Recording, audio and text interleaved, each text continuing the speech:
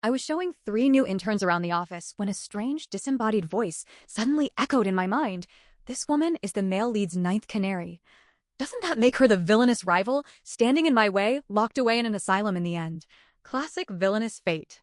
Wait, my first meeting with the male lead is about to happen? She better not ruin it for me. My steps faltered for a fraction of a second. I turned back, offering a polite smile to the 3 interns. You girls might want to button your blazers up to the collar, I said softly. The CEO hates it when women leave even a hint of bearskin near their necklines. Ruin it for her. Far from it. I'd gladly hand over every single one of my benefactor's quirks and preferences on a silver platter to this self-proclaimed heroine. After all, nobody wanted the arrival of the 10th canary more than I did. During my advice, the 3 girls paused, immediately reaching up to adjust their collars. One of them, a girl named Iris Blake, kept her eyes lowered, the tips of her ears flushed a faint pink, and she offered a shy, polite smile. Thank you, Miss Clara. Yet her inner voice crashed into my mind with crystal clarity. What's with the sudden kindness? There's got to be a catch. The chat says she's the classic villainess, always playing dirty behind people's backs. I can't let her play me for a fool. Thank God I have this live feed. I kept walking, the smile on my face fading slightly, a quiet amusement settling in my chest. Let her think what she wanted. I just wanted her to secure her place quickly so I could finally be replaced. As we approached the main office floor, Iris's mental voice grew increasingly frantic and unhinged. What is going on? Why does every single female employee have their blazer buttoned to the top? In the hallways, the break room, the cubicles, not a single exposed collarbone in sight? Why is the chat feed only telling me now that the CEO despises bare necks? She was actually helping me. She instinctively reached up, running her fingers along her own loose open collar, her eyes darting around in a panic. We entered the elevator, ascending to the executive suite. At the end of the long corridor was the CEO's private office.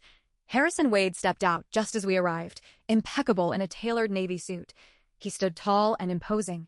His gaze swept over the group, finally lingering on Iris. The look in his eyes was entirely different from the way he usually looked at me. There was a spark of undeniable predatory interest. Iris froze her fingers, clutching the hem of her blazer. Mentally, she was screaming. It's happening. Our first official frame together. He's looking at me. He really is. The feed was right. We are absolutely destiny. Harrison didn't linger. He turned to me, his tone characteristically cool. Once you're done showing the new hires around, come to my office. I nodded. Of course. Iris remained quiet and cooperative throughout, but she kept gravitating toward me, her eyes drifting toward the executive suite. Whenever she thought I wasn't looking, the young always believed the world was simpler than it was. That evening, I returned to the estate. Harrison arrived shortly after. He didn't wrap his arms around me as he usually did, nor did he ask if my day had been exhausting. There was no touch, no warmth. Instead, he sat on the leather sofa, turning an unlit cigar between his fingers, acting entirely casual. That in turn, Iris Blake, what do you think of her? Here it comes. I kept my face perfectly blank, taking a slow sip from my glass of sparkling water. She seems sweet, quiet, unspoiled. Unspoiled. He looked up, his gaze probing my face. That's all. I lowered my eyes, my fingers tracing the rim of the glass.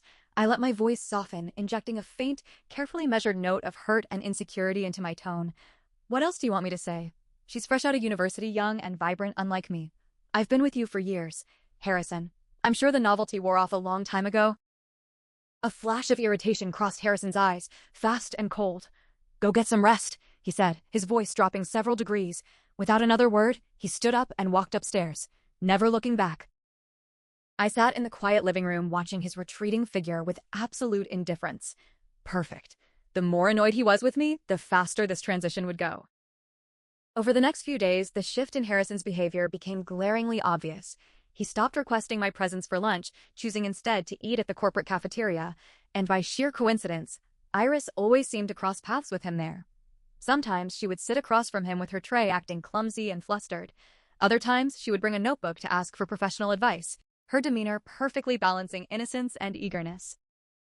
Whenever she passed my desk, Iris would cast a lingering look in my direction. It was a look of unshielded amusement, laced with a patronizing pity. She kept repeating the same thoughts like a mantra. So sad she's about to be discarded. Why did she have to stand in my way? Look at the miserable end she's heading toward. I kept my head down, ignoring her completely. Soon enough, she would realize who the pitiable one really was. As the weeks bled into one another, Harrison's fascination with Iris became public knowledge. The office rumors spread like wildfire. There wasn't a soul in the building who didn't know that the new intern was receiving special attention from the Billionaire founder. The gossip was discussed in the break rooms, the elevators, and the private group chats. A few days later, the real bomb dropped. HR issued a formal announcement. Iris Blake's probation period was waived, and she was promoted to a full-time position effective immediately. But the real shocker was her new assignment.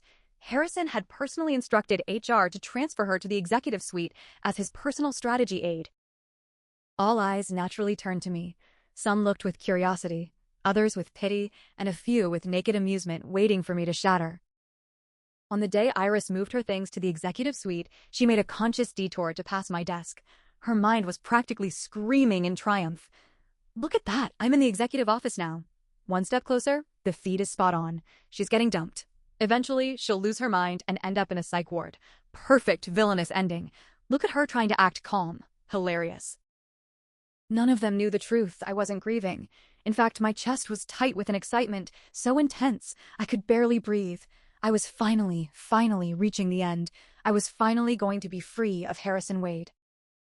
Once Iris settled into the executive suite, her relationship with Harrison accelerated at an alarming pace.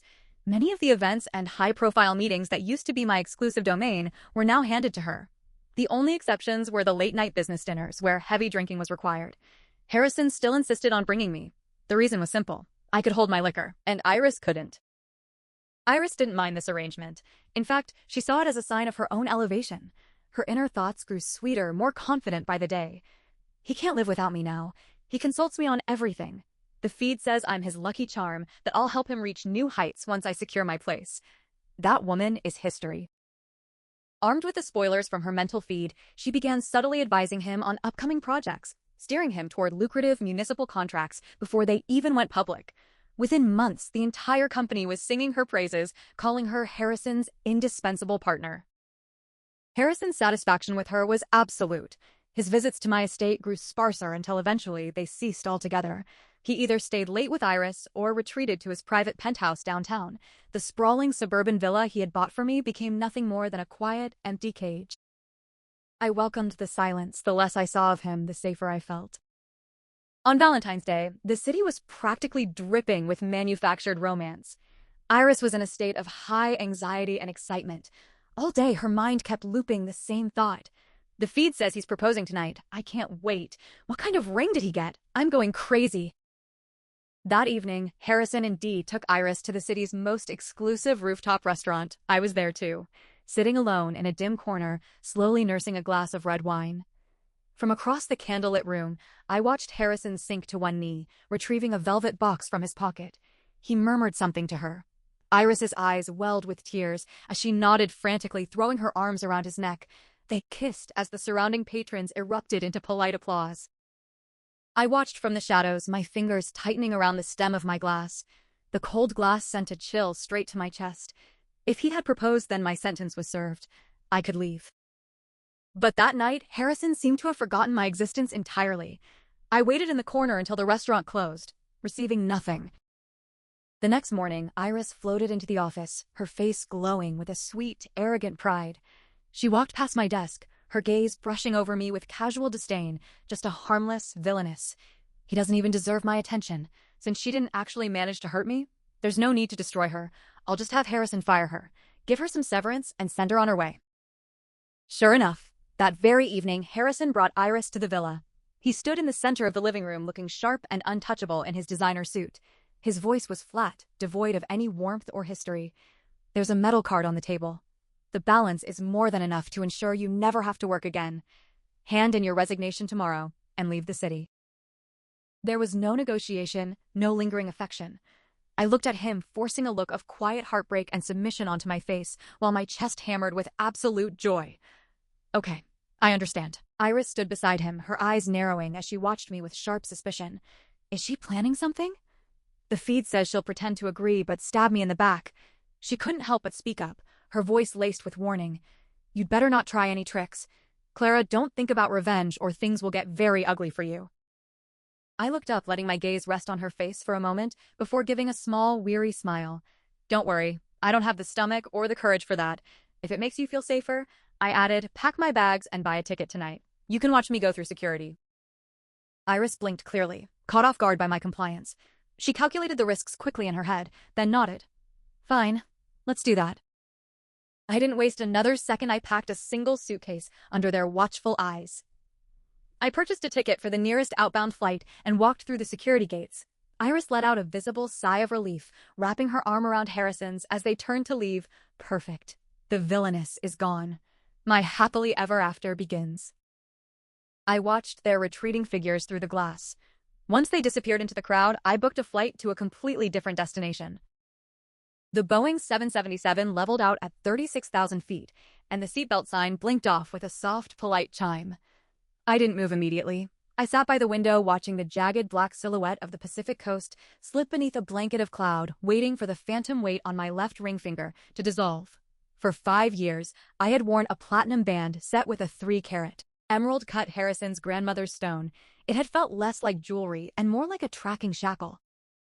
When the flight attendant came down the aisle offering champagne, I took a glass, set it on the small console of my business class pod, and finally reached into my handbag. I pulled out the metal card Harrison had tossed onto the coffee table. It was heavy forged from anodized palladium. To a girl like Iris Blake, it looked like a fairy tale ending. Take this and disappear. To a woman who had spent half a decade quietly memorizing the routing numbers, shell company hierarchies, and tax havens of the Wade conglomerate, it looked like something else entirely. It looked like a signed confession. Harrison was a man of magnificent, sweeping arrogance. He believed that people below a certain tax bracket viewed money as a magical, static pile of gold coins. He didn't think I knew that the metal card wasn't drawn from his personal checking account. It was tied to Aurora Holdings LLC, an entity registered in Delaware whose sole corporate purpose was acting as the liability sponge for Wade Industries' high-frequency trading losses by giving me unrestricted signatory access to that specific account.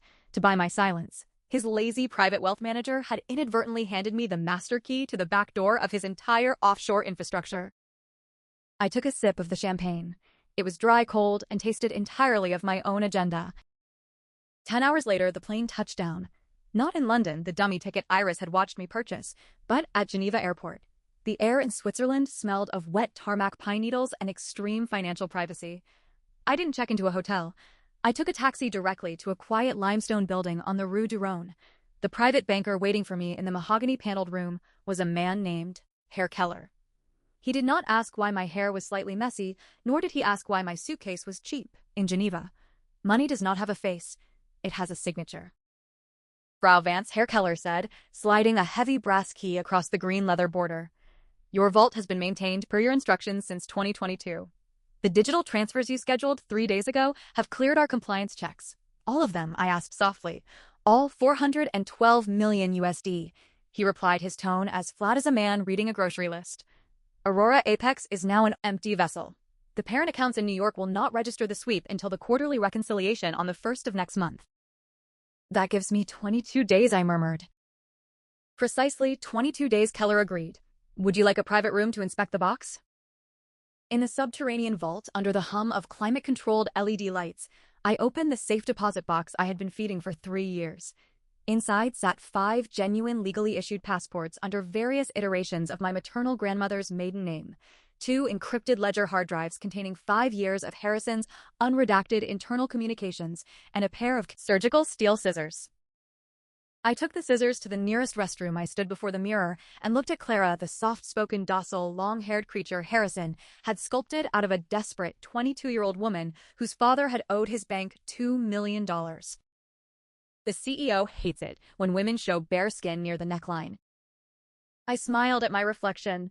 I took a thick fistful of the dark, glossy waves, positioned the cold steel right at the nape of my neck, and squeezed the blades together. The sound of the hair severing was like thick rope snapping. Chunk by chunk, the canary's plumage hit the sterile white porcelain of the Swiss sink. When I was done, I had a sharp, jagged, chin-length bob that made my cheekbones look like cut glass. I washed the heavy, pale foundation off my skin, revealing the faint, sharp freckles across the bridge of my nose that Harrison used to tell me to cover up because they looked common. I looked like a stranger, or rather the stranger had finally stopped playing the ghost. I pulled a fresh prepaid burner phone from my satchel, inserted a local SIM card, and booted up a custom script I had paid. A freelance developer $12,000 to write 2 years ago. The screen flickered, running through a proxy relay in Reykjavik before locking onto a specific, highly illegal telemetry frequency. It was the local neural broadcast of New York City. I couldn't hear Iris's thoughts anymore. The sheer physical distance had severed the organic psychic bleed that occurred when we occupied the same room, but I didn't need to hear her mind. I had the script. The script didn't intercept her brain.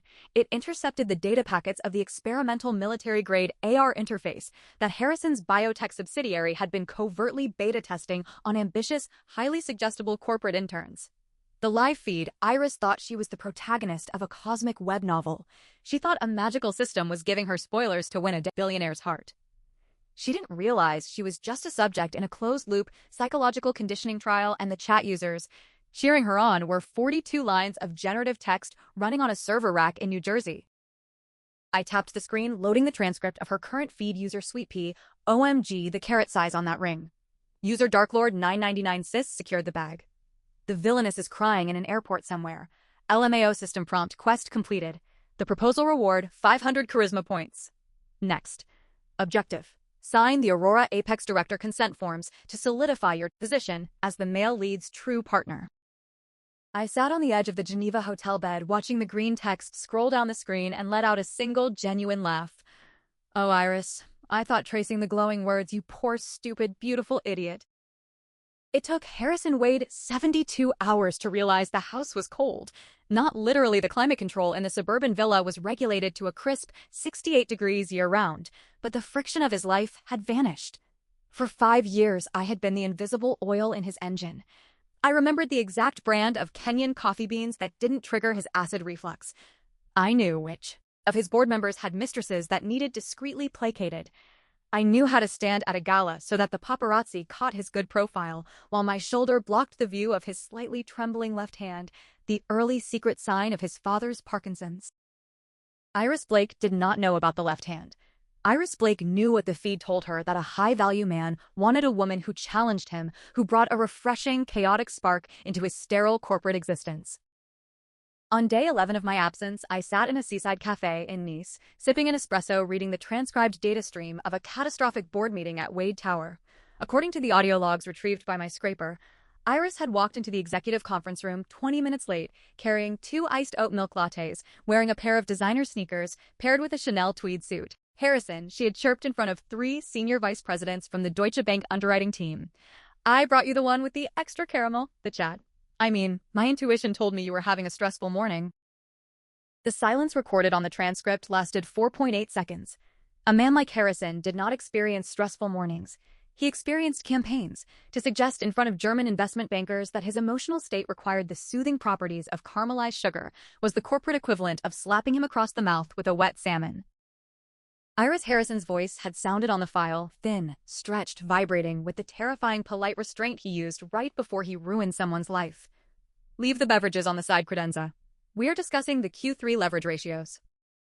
What's his problem? Iris's internal interface had registered her spike in cortisol. The chat said, male leads love it when the heroine breaks the rigid rules of the office. It shows she treats him like a real person, not just a boss. User X, por XX. He's just putting on a front for the NPCs. Girl, don't worry. Tonight, in the penthouse, he's going to pin you against the glass window and apologize. Iris had swallowed her panic, smiled brightly, and sat in the chair directly to his right. The chair reserved for the chief legal counsel. 2 days later, the real trap snapped shut. It happened in the penthouse. I watched the digital signature log hit the Delaware State Registry at 11:42 p.m. Eastern Standard Time. Harrison had poured her a glass of Macallan 25. He had sat beside her on the silk sofa, his fingers gently brushing the side of her neck, the exact calculated choreography he had used on me in 2021, on Canary number 7, Elena in 2018, and on Canary number 6, Chloe in 2014. The board is archaic, Iris, he had murmured into her hair. If they see a young, brilliant woman, they feel threatened. I want to give you something they can't touch. I want you to be the sole managing director of Aurora Apex. It's my most private, holding my personal war chest. Iris's AR interface had practically blinded her with dopamine notification system alert. Hidden title unlocked the Empress of Wade Group. Accepting this role grants plus 10,000 authority. Do you accept? She hadn't read page 12. She hadn't read the clause stating that the managing director assumed absolute unindemnified personal liability for all historical debt obligations, regulatory infractions, and tax discrepancies incurred by the entity since its inception. She signed her name in flowing, triumphant cursive, Iris Blake Wade. The moment the stylus lifted from the iPad screen, the algorithmic prompt on my laptop in France flashed red. Target 014 legal transference, complete proxy fiduciary designated in New York. Harrison Wade stood up from the sofa. He didn't kiss her. He didn't pin her against the floor-to-ceiling glass to declare his undying possessive love. He walked over to the wet bar, poured the remainder of his scotch into the sink, and looked at his watch. "My driver will take you back to your apartment," he said, his voice dropping into that familiar, absolute, sub-zero register. "I have an early flight to Tokyo. Do not come to the office tomorrow. HR will send your new onboarding packet via courier." Wait, what? Iris's voice caught on the recording, small and suddenly stripped of its cinematic gloss. "Harrison, aren't I staying here?" Harrison didn't even turn around. "The guest linens are being sent to the dry cleaners. Good night, Iris." The reckoning arrived on a Tuesday morning in mid-October. It did not arrive with a dramatic musical score. It arrived in the form of 12 men wearing navy blue windbreakers with the yellow letters SEC stamped across the back, stepping out of 3 unmarked Ford Explorers on 52nd Street. I watched the live broadcast on CNN from a balcony overlooking the Duomo in Florence. The anchor's voice was tense, laced with that distinct restrained glee the media reserves for the public execution of a billionaire. Breaking news out of Manhattan this morning, federal agents have raided the headquarters of Wade Industries following a grand jury indictment alleging a multi-billion-dollar wire fraud and market manipulation scheme operating out of a shadow subsidiary known as Aurora Apex. The camera zoomed in on the revolving glass doors of Wade Tower. Harrison walked out first, surrounded by a phalanx of $800 an hour defense attorneys. He looked immaculate. His charcoal suit was unruffled. His expression was one of profound, somber betrayal. When the microphone was thrust into his face, he paused, looked directly into the lens, and delivered the performance of his life.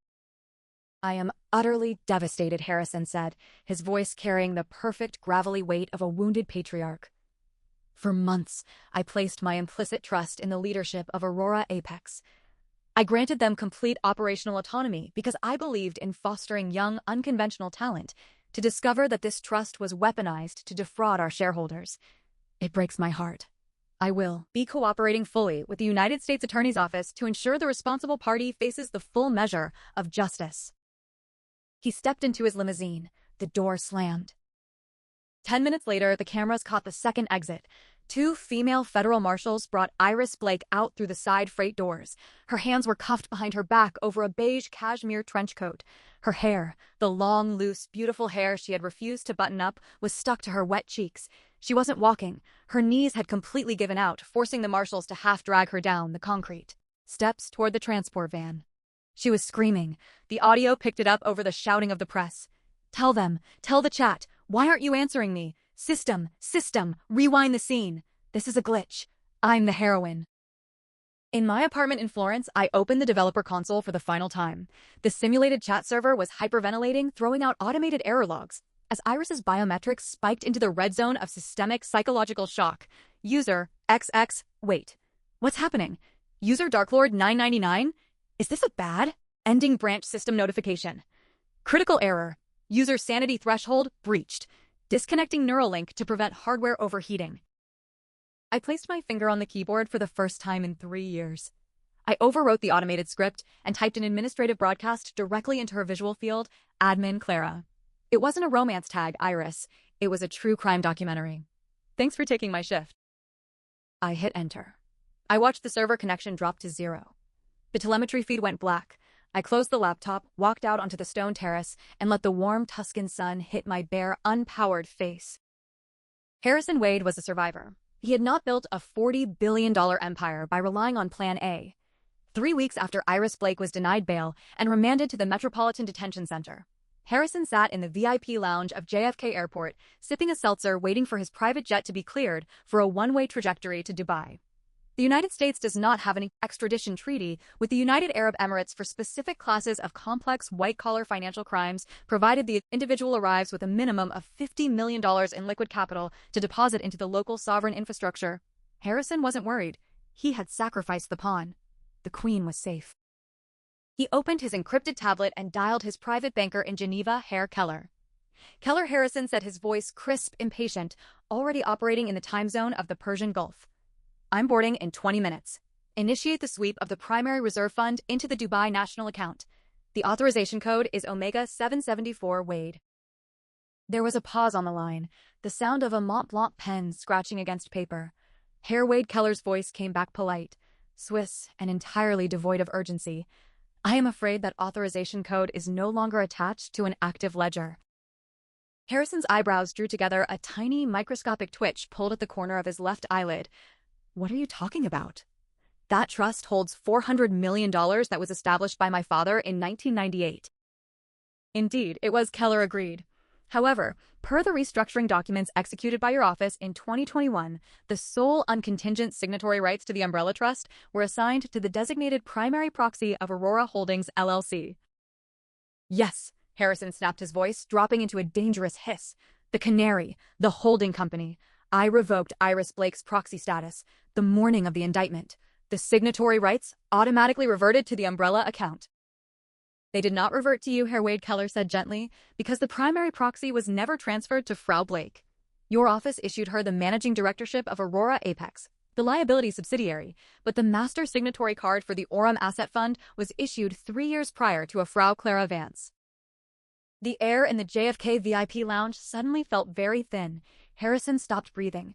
His hand, the left one, began to tremor violently against the glass tabletop, the ice cubes in his seltzer clinking together in a frantic, tiny rhythm. "Clara." He whispered. The name sounded foreign in his mouth, like a word from a dead language he hadn't spoken since childhood. She took her severance. She flew to London. "Frau Vance presented the physical Palladium MasterCard at our Rue du Rhône branch 22 days ago." Keller continued, his voice as smooth as fresh cream. "She executed a full, lawful liquidation of the reserve fund. The capital was dispersed across 64 decentralized trusts in Liechtenstein, the Cook Islands, and Uruguay. The account balance of the Wade Reserve Trust is currently 0 francs. Is there anything else I can assist you with today, sir?" Harrison didn't hang up. The tablet slipped from his fingers, hitting the plush commercial carpet with a dull, expensive thud through the glass partitions of the lounge. 2 men in dark suits, FBI agents assigned to monitor his pre-flight clearance, stood up from their seats near the boarding gate and began walking toward the glass doors. 6 months later, the Cedar Hills retreat was situated on 200 acres of manicured, heavily gated woodland in upstate New York. It did not advertise itself as a psychiatric facility. Its brochure called it a private executive retreat for neurological rest and holistic recovery. At $9,000 a day, it was where the ultra-wealthy buried the women who knew too much about their tax returns. I drove through the wrought iron gates in a vintage silver Aston Martin DB5, a little indulgence I had purchased in Geneva. I wore a tailored cream linen suit, my dark hair swept back behind my ears, a pair of tortoiseshell sunglasses resting on the bridge of my nose. The chief administrator, Dr. Milbrook, met me on the granite steps. He was sweating through his seersucker jacket. When someone buys 78% of a private medical facility's parent debt portfolio in a single afternoon, the director tends to greet them at the curb. "Miss Vance," Milbrook said, offering a damp, nervous hand. "We weren't expecting your inspection until next Tuesday, I assure you. The facility operates under the strictest compliance with HIPAA and state containment laws." "I'm not here to audit your books, doctor," I said, walking past him into the sunlit, cedar-paneled foyer. "I'm here to tour the conservatory." The conservatory was the high-security residential wing on the 3rd floor. I walked down the long, carpeted corridor, my heels making a sharp, rhythmic click-clack against the subfloor. I looked through the reinforced, double-paned observation windows. In room 302 sat Elena Canary, number 7. She was 31 now. She was sitting at an easel, painting a canvas entirely in shades of cadmium yellow. When she heard my footsteps, she looked up, her eyes widened slightly. She looked at my short hair, looked at the posture of my shoulders, and slowly, a small, knowing smile broke across her pale face. She didn't say anything. She just dipped her brush back into the yellow. In room 305 sat Chloe Canary, number 6. She was reading a French translation of Marcus Aurelius. They weren't insane. They had never been insane. They had simply been exhausted, legally cornered and chemically sedated by Harrison's legal team, the moment they tried to ask for their passports back. "Unlock the wing," I told Milbrook. The doctor blinked. "I Miss Vance, several of these patients are under long-term conservatorship established by the Wade Family Trust. The Wade Family Trust is currently in Chapter 11 receivership.